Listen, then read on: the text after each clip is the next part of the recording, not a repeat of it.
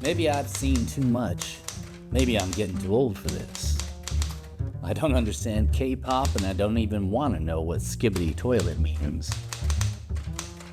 Or maybe all those computer-generated Marvel cartoons they call films have turned my brain into a soft-serve cone at a gas station in South Carolina in July. But sometimes in this business you stumble across something strange. Something unbelievable like an Arby's regular with low cholesterol. Today's case, The Night of the Hunter, directed by Charles Laughton from 1955. Now, serial killers, I've seen them. They crop up like unpaid interns at a true crime podcast convention. But this one's different. This one's surreal. This one's poetry with a knife. This one scares me.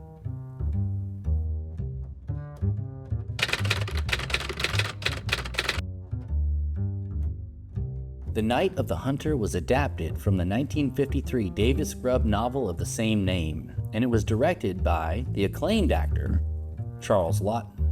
He's famous in this industry for flicks like Mutiny on the Bounty, Witness for the Prosecution, Spartacus, and so many more. But this film was his one and only directorial gig, and he nailed it.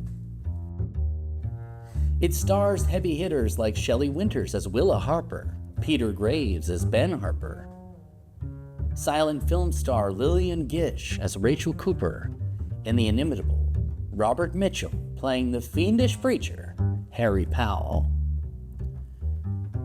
Since I've been working cases, this is the best performance Mitchum ever had, and I've seen them all.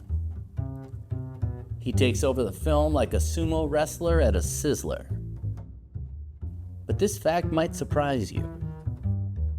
It hit me like a blackjack to the brain when I found out that it was a total bust in theaters.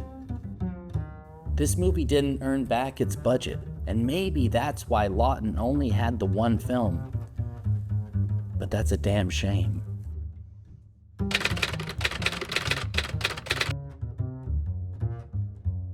So this movie is set during America's Great Depression.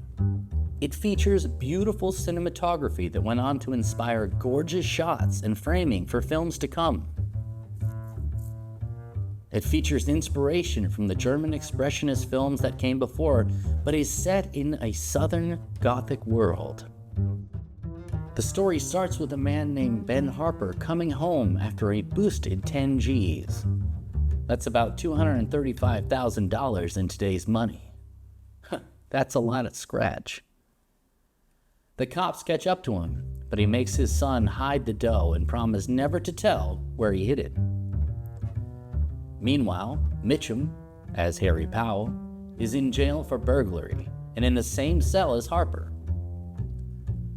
Powell has a history of deceiving women, killing them, and taking their money.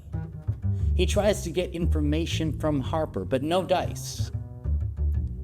Still, he knows there's money at that house, and he means to get it. Upon his release, he finds the now widow Willa Harper and her two children, John and Pearl. The devilish Powell meets and seduces Willa with his preacher charm, and he convinces the kindly townfolk of his righteousness, but the son, John, sees right through him. Powell seems to be only after the money, and he will stop at nothing to get to that scratch, including chasing the kids to the end of the earth. Now, this movie features the first use of tattoos on the knuckles that read love and hate. Powell teaches the sermon of love and hate, and for those nice church-going folks among you, this movie will forever change the way you hear the hymn, Leaning on the Everlasting Arms. Leaning, leaning, safe and secure from all alarms. Leaning, leaning, leaning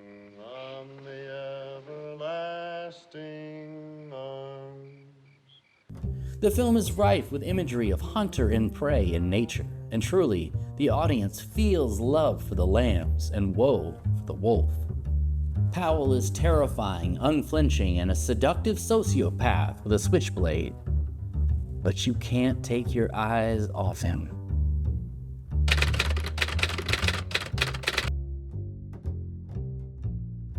But what is Harry Powell really after? Is it really just money after all? Or is there something more to it? I think there's something more. Powell's sermon on love and hate is perfectly carried out in his clash with Rachel Cooper.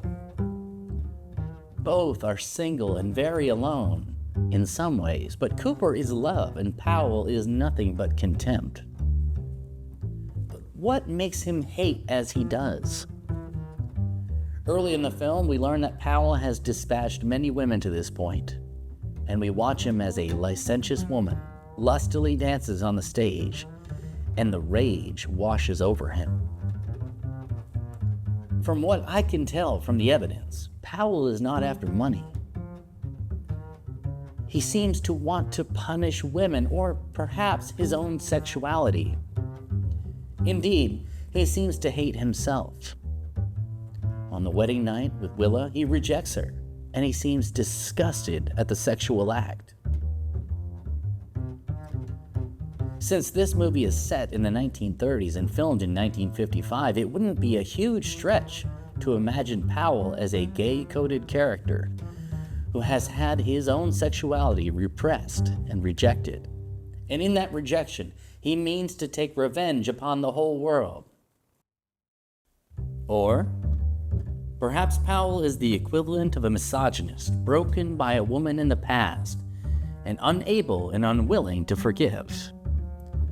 His charm makes him powerful, but his ruthlessness and inability to feel any sort of tenderness toward the human race are a stark image of what hate can manifest in a man.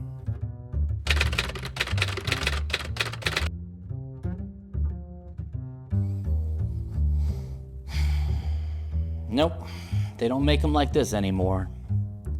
The Night of the Hunter isn't just a movie, it's a sermon. It's a soliloquy for the damned. And I'm here for it. So next movie night, check out one of the great serial killer films of all time and watch The Night of the Hunter from 1955.